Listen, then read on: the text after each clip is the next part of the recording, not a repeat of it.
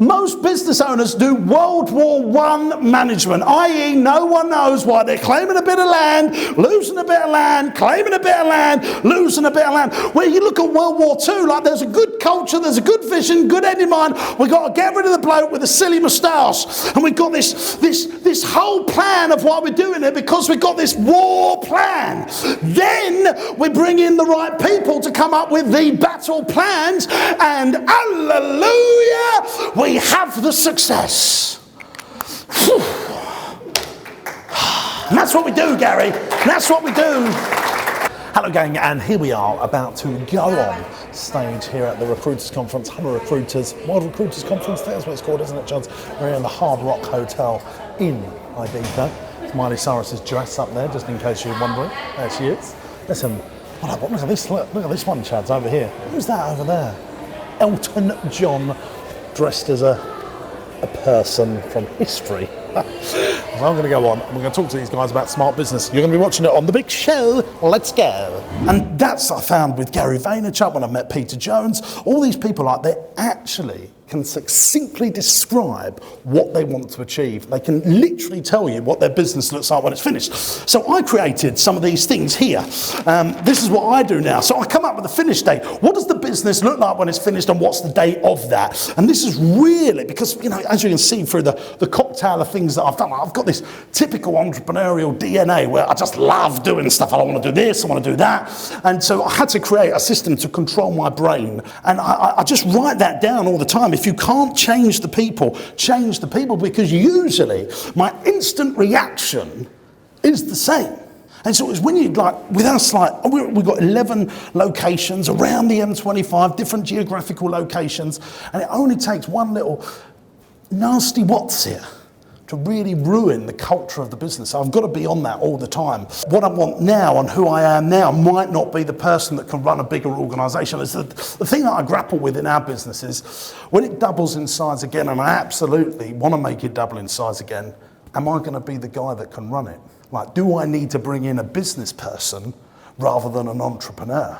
Keeps me awake at night sometimes. I'm thinking, you know, when am I going to sack myself? Because I'm no longer good enough for the business. And so I keep that front of mind, because I realise, like, I've gone and met some big companies. When you see an MD in a big company, they're a different breed to me, but actually at some point my business is going to need that. And I've got to move into like a chairman role or exit the business.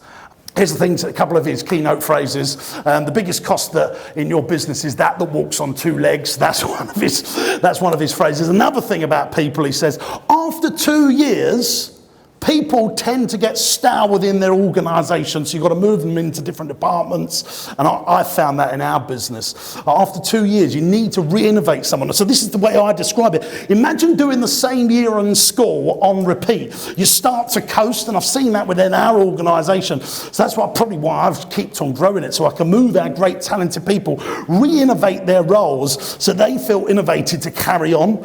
And I've been doing that in my business, and I tell business owners that all the time. And I always get them to do a presentation to us on how they're going to implement what we wanted them to do. I don't know if you guys do any of that, but I've just found that has proved much better hires and made me really sure to make a decision. So when we was recruiting a childcare director, I said, look, you got to do a presentation to my senior team on how you're going to implement our business plan. So we will give them a well-documented business plan of what we want to achieve. So that finish date stuff, you know, the profit revenue stuff, I'll give that to the director of each one of our brands and say, present on how you're going to achieve that for us.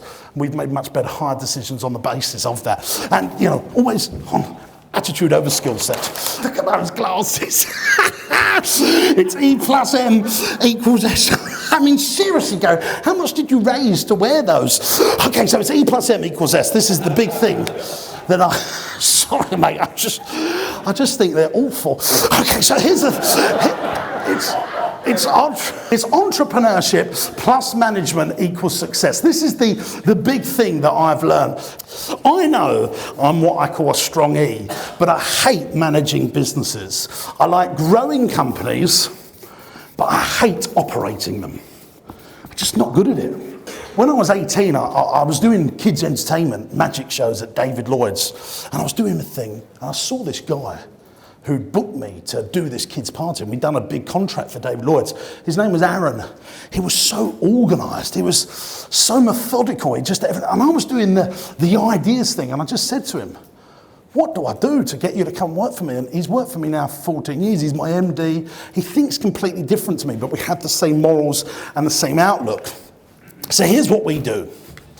This person, the strong entrepreneur, should be thinking, and within a great organisation, should be thinking quarter to quarter, year to year, month to month, possibly what happens when you're dead. The next stage of the business. This person, the strong M, is thinking second to second, minute to minute, day to day, hour to hour, week to week. That sort of thing.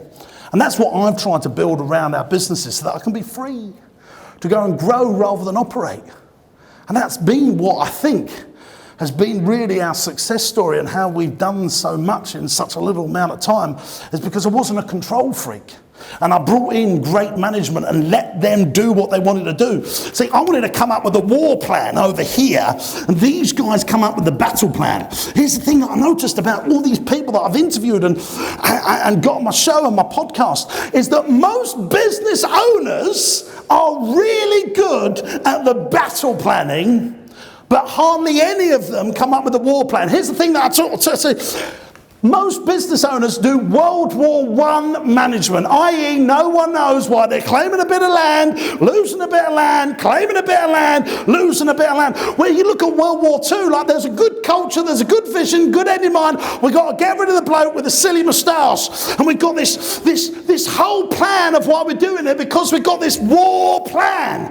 Then we bring in the right people to come up with the battle plans, and hallelujah, we have the success. And that's what we do, Gary. That's what we do. This is what I try and do with our businesses. I come up with this OST formula, objective, strategies and tactics. My job is to make sure we keep the objective on point, and then I get my team to come up with the strategies and tactics. Now the strategies and tactics can change, but this has to stay on point. When the objective changes, like it does in the NHS, like it does in government, that's when people get pissed off with the culture.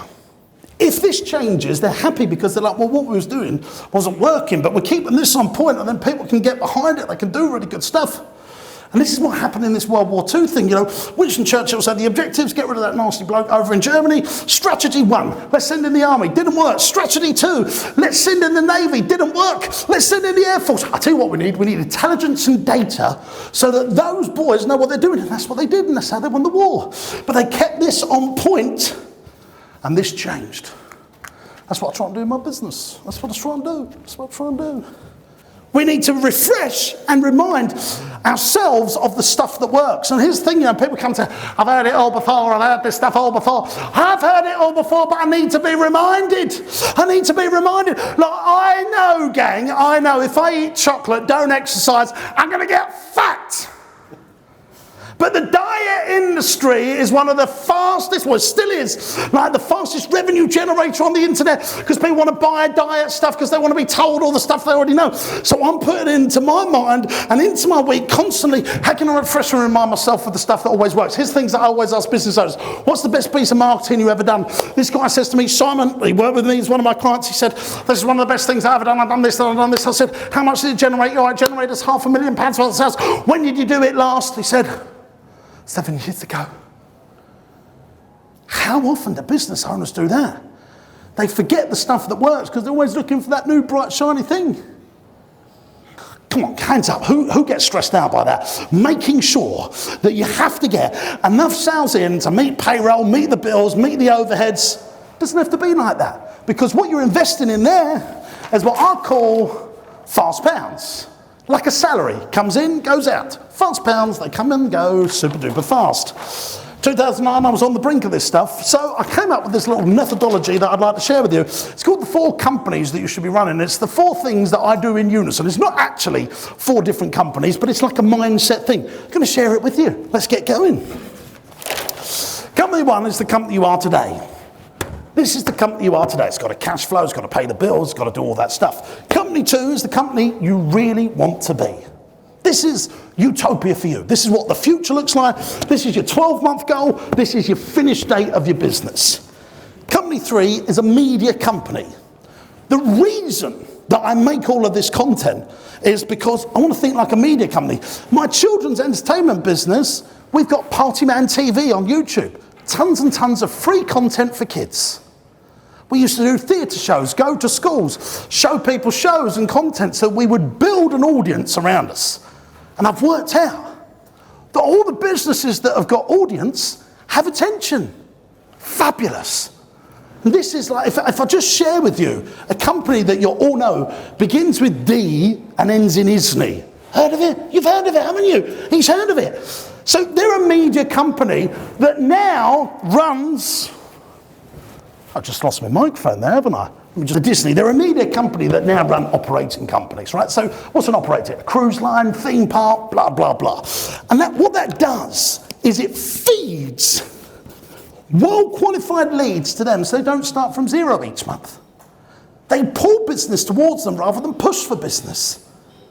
This is like brilliant. So they've taken this media company and they've set up cruise lines and hotels and stuff like that and charge more than anyone else because they're a media company. And then what they do is they put their profits into a property company. They can then just leverage off of that and push the money back into companies 1 and 2.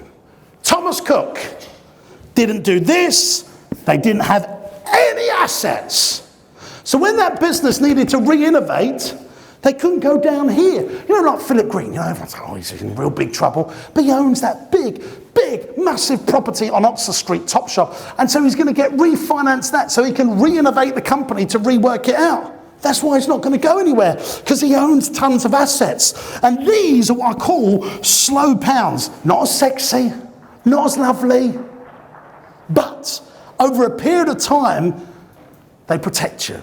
So I started taking as much cash as I could and I lived on this 50-50 rule. 50% of what I earn, I could live on. 50% I had to invest into slow pounds. I bought a house when I was 18, another one when I was 19. I just kept doing it and then into commercial property. So that when my businesses need re-innovation, because the whole point of business is the market's constantly innovating. And if you're not innovating, you're evaporating. And I train my brain to think about this. If I don't innovate, I'm going to evaporate. And if I don't innovate, I'm going to evaporate. Because the whole market is out-innovating me all the time. So I've got to out-innovate them. Generational businesses, they have tons of slow pound assets around them. And crucially, they fund the fun. So, you know, I always say, if you want to buy a nice car, you've got to do it from slow pounds, not your fast pounds. Which is a big dynamic shift in the way people think, especially young people. You know, they want instant gratification. I mean, could you imagine in the 70s? Could you imagine in the 70s renting bikes in London? I mean, just imagine that, like the Boris bikes, the Santander bikes. No one wants to own a bike anymore. They just want to pick it up, pay a few quid. No one wants to buy DVDs anymore. The whole world is living on this fast pound, quick in, out. And then if something goes wrong, you can never go to your slow pounds. And the smart people always have slow pounds around them and live off of those, funding those good things out of the slow pounds. That's why I write books, really, guys. You know, people think, oh, I'm not writing these books to give Jeff Bezos another 50p every time someone buys them. I'm writing them to attract the best employees towards me. That's why I'll tell all senior business people now, big companies, to say, get it down in a book so that when someone comes and, you know, and this is so much, you know, like $5,000, you can make a book now. You get a really good copywriter to edit your stuff together. Imagine if someone comes and works for you. I mean, I really would be telling your clients this. You know, I say, look, here's what we're all about. Have a read of this. Are you sure that you want to work for us? Because I sort of say this when it comes to employment. I say, we're going on a deselection process, not a selection process, because I want them to be able to deselect working for us as much as we want to deselect working for them. See that process? I'm deselecting. I like to think of it like the X Factor.